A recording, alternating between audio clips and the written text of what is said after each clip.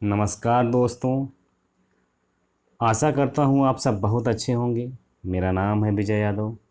Civil take channel में स्वागत है आपका। आरसीसी का यह चौथा लेक्चर है।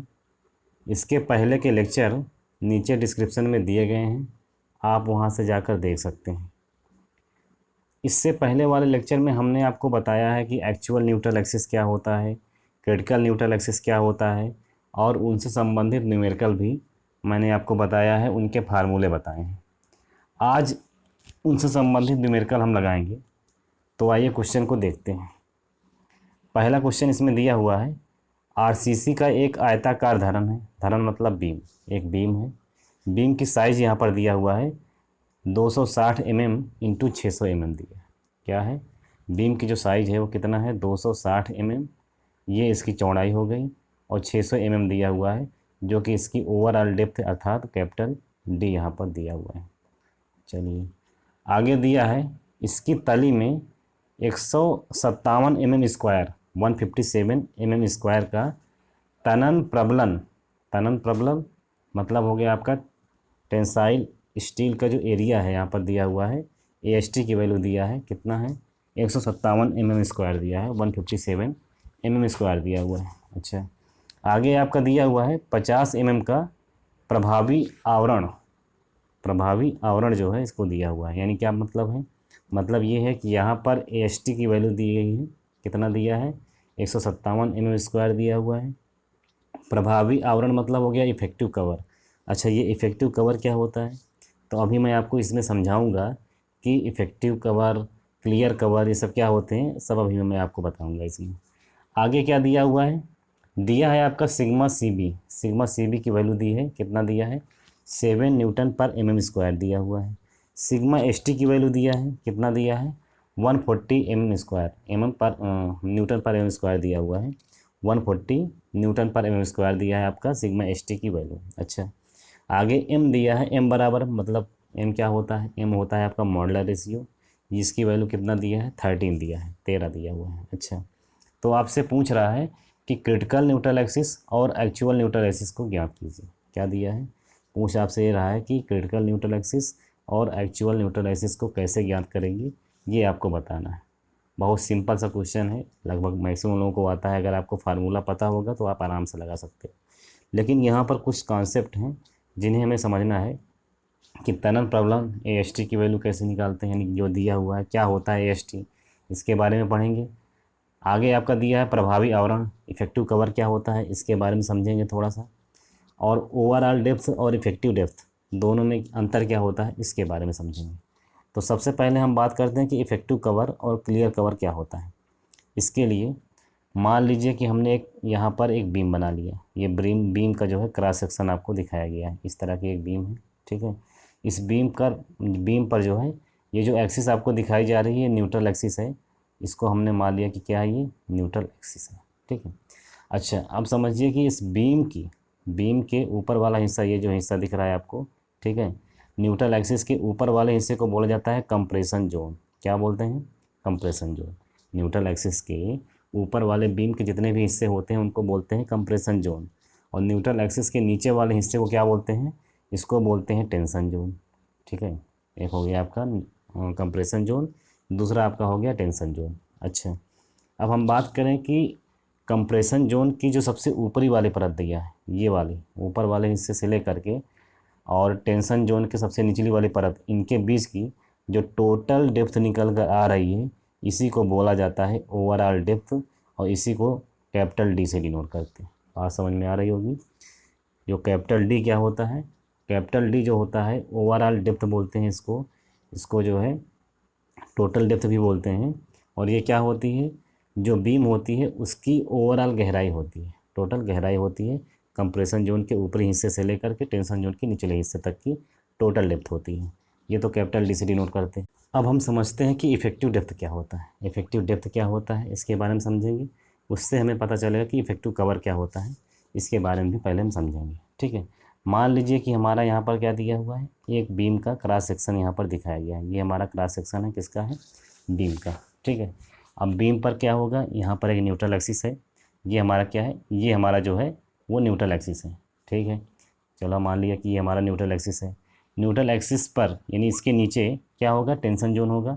टेंशन जोन में हम क्या करेंगे, बार यूज करते हैं। मान लीजिए हमने क्या किया, यहाँ पर बार लिया, 3 बार लिया और उसको हमने ऐसे बिल्कुल यूज किया। चलिए इतना हो गया।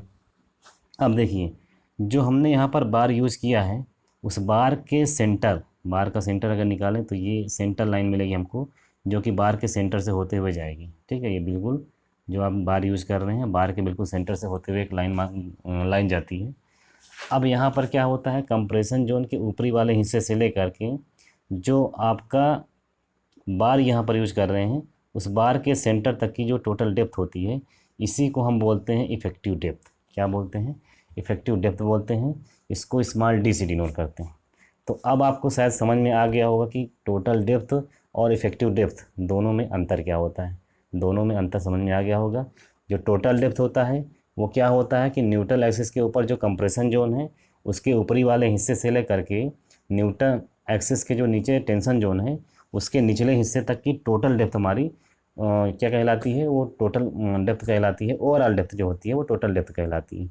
और फिर अगर हम इफेक्टिव डेप्थ के बारे में बात करें तो इफेक्टिव डेप्थ क्या होता है कि कंप्रेशन जोन के ऊपरी वाले हिस्से से लेकर के जो हम बार यूज़ कर रहे हैं उस बार के सेंटर तक की टोटल डेप्थ जो होती है वो हमारे क्या होती है, इफेक्टिव डेप्थ कहलाती है। एक को कैपिटल डी से डिनोट करते हैं, दूसरे को स्मॉल डी से डिनोट करते हैं। तो आई थिंक आपको इफेक्टिव डेप्थ और ओवरऑल डेप्थ में डिफरेंस पता चल गया होगा। अब हम बात करते हैं इफेक्टिव कवर के बारे में। ठीक है, यहाँ पर हम 2 चीज़ें बात करेंगे। एक इफेक्टिव कवर के बारे में बात करेंगे, दूसरा बात करेंगे क्लियर कवर के बारे में कि क्लियर कवर क्या होता है और इफेक्टिव कवर क्या होता है। ठीक, उसके लिए हम फिर से एक फिगर ड्रा करते हैं। मान लीजिए हमारा क्या है, ये जो हमारा है ये बीम का क्रॉस सेक्शन है। न्यूट्रल एक्सिस हमने थोड़ा सा ऊपर मान लिया कि ये हमारा मान लीजिए न्यूट्रल एक्सिस है। अब यहाँ पर हम बार यूज़ कर रहे हैं तो हमने दिखा दिया आपको कि इस तरह से हम 3 बार यूज़ कर रहे हैं। ठीक है, अब इस बार का सेंटर निकालेंगे, स्वाभाविक है सेंटर हमको ऐसे मिलेगा। तो यहाँ सेंटर से लेकर के ऊपर वाले हिस्से तक को अभी हमने क्या बताया आपको, ये हमारा होता है इफेक्टिव डेप्थ। क्या होता है, ये होता है हमारा इफेक्टिव डेप्थ जिसको हम स्मॉल डी से डिनोट करते हैं। अब समझिए कि यहाँ पर प्रभावी आवरण या इफेक्टिव कवर क्या होता है। तो जो ये आपकी ये बार दिख रही है, इस बार का सेंटर लाइन आपका ये दिख रहा है, बार के सेंटर से ये लाइन जा रही है। तो बार के सेंटर से जो ये लाइन जा रही है ये, और टेंशन जोन के सबसे निचली वाली परत की जो बीच की डेप्थ होती है, यानी इनके बीच की जो गहराई होती है, जो बची हुई गहराई है, यही हमारा कहलाता है इफेक्टिव कवर। क्या कहलाता है, ये हमारा कहलाता है इफेक्टिव कवर, प्रभावी आवरण भी इसको बोलते हैं। अच्छा, ये तो बात हो गई प्रभावी आवरण की। अब बात करते हैं कि क्लियर कवर क्या होता है। स्पष्ट आवरण बोलते हैं हिंदी में। क्लियर कवर क्या होता है, तो बार का जो निचला वाला हिस्सा है, ये देख रहे हैं आप, बार के जो सबसे निचले वाले हिस्से हैं ये वाला, यहाँ से लेकर के जो बीम का सबसे निचला हिस्सा है टेंशन जोन का, ये वाला हिस्सा है, इनके बीच की जो ये डेप्थ आपको मिलती है, ये डेप्थ कहलाती है क्लियर कवर। तो क्लियर कवर समझ में आ गया होगा। इफेक्टिव कवर भी आपको समझ में आ गया होगा। मैं फिर से आपको बता दे रहा हूँ कि बार जो होता है, बार के सेंटर से, बार के सेंटर लाइन जो जा रही है यहाँ से टेंशन जोन में जो बीम है उसके निचले वाले सतह के बीच की जो गहराई होती है, टोटल डेप्थ होती है, ये कहलाती है आपकी प्रभावी आवरण। और क्लियर कवर क्या होता है, क्लियर कवर जो होता है वो बार के सबसे निचले वाले हिस्से से लेकर के टेंशन जोन के सबसे निचले वाले हिस्से, यानी बीम के टेंशन जोन के सबसे निचले वाले हिस्से की जो डिस्टेंस होती है, ये आपको कहलाती है क्लियर कवर। ठीक है, इतना आपको समझ में आ गया होगा। ठीक, इतना अगर समझ में आ गया है तो आपको एक चीज़ हम आपको बता दें, होता क्या है कि मॉडुलर रेशियो निकालने का एक फार्मूला होता है। अगर सिग्मा सीबीसी की वैल्यू दी है, सिग्मा सीबीसी क्या है, सिग्मा सीबीसी जो होता है ये आपका स्ट्रेस है, परमिजिबल स्ट्रेस है। किसका परमिजिबल स्ट्रेस है, ये आपका कंप्रेशन जोन का परमिजिबल स्ट्रेस है। इन कंक्रीट, कंक्रीट में परमिजिबल स्ट्रेस है ये किसका है, कंप्रेशन जोन का। ठीक है, अगर सिग्मा सीबीसी की वैल्यू दी गई, समझिएगा कि सिग्मा सीबीसी की वैल्यू दी गई है, तो मॉडुलर रेशियो का फार्मूला होता है, क्या होता है, 280 अपान क्या होता है, 3 into sigma C B C, 3 into sigma C B C. Sigma C B C क्या है, मैंने आपको बताया ये परमिजिबल स्ट्रेस है in compression, in concrete, concrete में कंप्रेशन का परमिजिबल स्ट्रेस है। ठीक है, तो ये फार्मूला हम निकालते हैं। कभी कभी क्या होता है कि हमको एम दिया होता है और सिग्मा सी बी सी नहीं दिया होता है, तो ऐसे कंडीशन में हम एम की वैल्यू रख करके सिग्मा सी बी सी की वैल्यू ज्ञात करते हैं। कभी कभी क्या होता है कि सिग्मा CBC की वैल्यू दी होती है और m की वैल्यू नहीं दी होती है, तो इसी फार्मूले का यूज़ करके हम क्या करते हैं, एक दूसरे की वैल्यू निकाल लेते हैं। ठीक है, अब आते हैं हम अपने क्वेश्चन पे। हमारा क्वेश्चन क्या कह रहा था, क्वेश्चन में क्या दिया है सबसे पहले हम उसको नोट करते हैं। हमारा बीम का सेक्शन दिया हुआ है, ठीक है, एक बीम का सेक्शन दिया है। बीम कैसी है, रेक्टेंगल है, आयताकार है, ठीक है। उसमें हमको क्या दिया है, उसकी माप दी गई है। माप क्या है, 260 mm इंटू 600 mm दिया है, ठीक है। 260 mm क्या दिया है, बीम की चौड़ाई दी गई है। अगर आपको ये फिगर दिख रहा हो तो फिगर से आप देखिए, ये बीम की चौड़ाई है, ये वाला हिस्सा, ये कितना दिया है, 260 mm दिया हुआ है। अच्छा, अब आगे आपका दिया है कि 600 mm। 600 mm क्या है, 600 mm जो है आपकी, ये ओवरऑल डेप्थ है। क्या है, ओवरऑल डेप्थ है ऑफ द बीम, बीम की ओवरऑल डेप्थ है, कैपिटल डी हो जाएगा आपका। चलिए आगे आपका दिया है कि 157 mm का जो है प्रबलन दिया गया। तो AST की वैल्यू दिया है, AST की वैल्यू दिया है। AST क्या होता है, ये होता है area of steel. Area of steel की वैल्यू कितना दिया है, दिया है 157। कितना दिया है, 157 mm² दिया हुआ है। इसके बाद आपका प्रभावी आवरण दिया है। क्या दिया है, प्रभावी आवरण मतलब इफेक्टिव कवर दिया हुआ है। कितना है वो, 50 mm दिया है। क्या दिया है, 50 mm। सारी चीज़ें हम नोट करते चलेंगे। फिर क्या दिया है, फिर आपका दिया है सिग्मा CBC की वैल्यू दिया है। कितना है वो, 7 Nm/mm² है। सिग्मा ST की वैल्यू दिया है 140 Nm/mm² है। उसके बाद m का मान दिया है, कितना है वो, 13 है। ठीक है, इतना दिया हुआ है। आपसे पूछ रहा है क्रिटिकल न्यूट्रल एक्सिस और एक्चुअल न्यूट्रल एक्सिस बताइए। अब आपको यहाँ पर क्रिटिकल न्यूट्रल एक्सिस का फार्मूला पता होना चाहिए। क्रिटिकल न्यूट्रल एक्सिस का फार्मूला पता होना चाहिए। ठीक है, फार्मूला क्या होता है, फार्मूला होता है XC। अगर हम क्रिटिकल न्यूट्रल एक्सिस निकाल रहे हैं तो हमको इसको क्या बोलेंगे, XC बोलेंगे। XC बराबर क्या होता है, ये होता है m into sigma CBC। Sigma CBC, कहीं कहीं इसको सिग्मा CBC बोलते हैं, कहीं कहीं सिग्मा BC बोलते हैं, तो आप इसमें कन्फ्यूज मत होइए। इंटू स्मॉल d, और अपान में क्या होता है, m सिग्मा CBC और प्लस सिग्मा ST। क्या होता है, फिर से फार्मूला समझिए। XC बराबर होता है m into sigma CBC into small d, अपान में होता है m sigma CBC plus sigma ST। ठीक है, ये होता है फार्मूला। स्मॉल d क्या है, मैंने अभी अभी आपको बताया, ये आपका जो है इफेक्टिव डेप्थ होता है। क्या होता है, इफेक्टिव डेप्थ होता है। ये आपका फार्मूला यहाँ पर लिखा हुआ है। अब यहाँ पर हम समझते हैं कि हमको ओवरऑल डेप्थ दिया गया है, ओवरऑल डेप्थ दिया गया है, इफेक्टिव डेप्थ हमको निकालना होगा। कैसे निकालेंगे, ये मान लीजिए बीम है हमारी, ठीक है। बीम का ओवरऑल यहाँ पर कितना दिया है, डेप्थ दिया हुआ है, जो कि कितना है, 600 mm का है। कितना है, 600 mm का है। यहाँ पर बार यूज़ की गई है, AST, इस तरह का बार यूज़ किया गया है। ठीक है, इस बार की वैल्यू कितना दिया गया है, इसका एरिया जो है वो 157 mm² दिया है। कितना दिया है, 157 mm² दिया हुआ है। तो अब हम बात करते हैं कि इफ़ेक्टिव डेप्थ क्या होगी। तो स्वाभाविक है, बार के सेंटर से यहाँ से क्या बोलते हैं, यहाँ तक की गहराई हमारी जो होगी वो कितना होगा, यही हमारा स्मॉल d होगा। लेकिन आपको याद हो तो क्वेश्चन में इफ़ेक्टिव कवर आपको दिया है। इफ़ेक्टिव कवर का मतलब क्या हो गया, कि जो बार यूज़ कर रहे हैं उसके सेंटर से निचले वाले हिस्से के बीच की डिस्टेंस ये आपको दिया है। कितना है ये आपको 50 mm दिया है। तो ओवरऑल कितना है, 600 mm है। इफेक्टिव कवर कितना दिया है, 50 mm दिया है। तो इफेक्टिव डेप्थ आप निकाल सकते हैं। स्मॉल d की वैल्यू क्या हो जाएगी, यहाँ पर स्मॉल d की वैल्यू हो जाएगी 600 में हम क्या करेंगे, 50 को घटा देंगे, मिल जाएगी वैल्यू। कितना हो जाएगा आपका, ये हो जाएगा आपका 550 mm। क्या हो जाएगा, यानी स्मॉल d की वैल्यू, यानी इफेक्टिव डेप्थ की वैल्यू जो होगी कितनी होगी, 550 mm हो जाएगी आपकी। ठीक है, अब यहाँ पर सारी वैल्यू हमको मिल चुकी हैं। जितनी भी वैल्यू मिली हैं उनको हम यहाँ पर रख करके क्वेश्चन को हल कर लेंगे। m की वैल्यू कितना दिया है, 13 दिया हुआ है। सिग्मा CBC की वैल्यू 7 दिया है। स्मॉल d की वैल्यू 550 mm हो गई।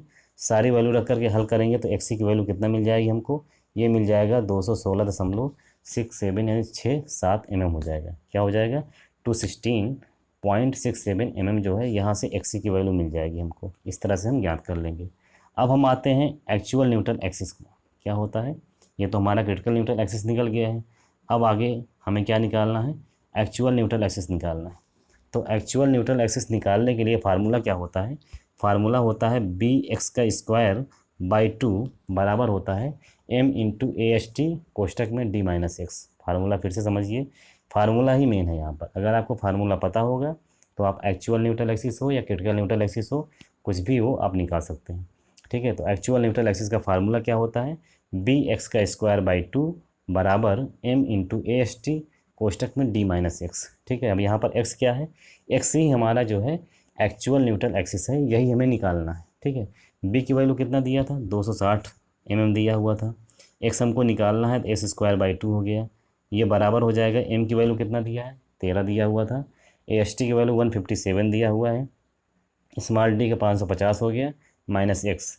यहाँ पर इसको जब सॉल्व करेंगे तो हमको एक इक्वेशन मिलेगा। ठीक है। इसको सॉल्व करोगे तो एक्स स्क्वायर यानी क्या होगा, ए एक्स का square plus b x plus c के फॉर्म में हमको एक जो है इक्वेशन यहाँ से मिलेगा, जो यहाँ पर ये दिखाया गया है। ठीक है। इसमें हमें क्या होता है, इसमें हमें एक्स की वैल्यू निकालनी पड़ती है। इसमें क्या होता है, एक्स की वैल्यू निकालनी पड़ती है।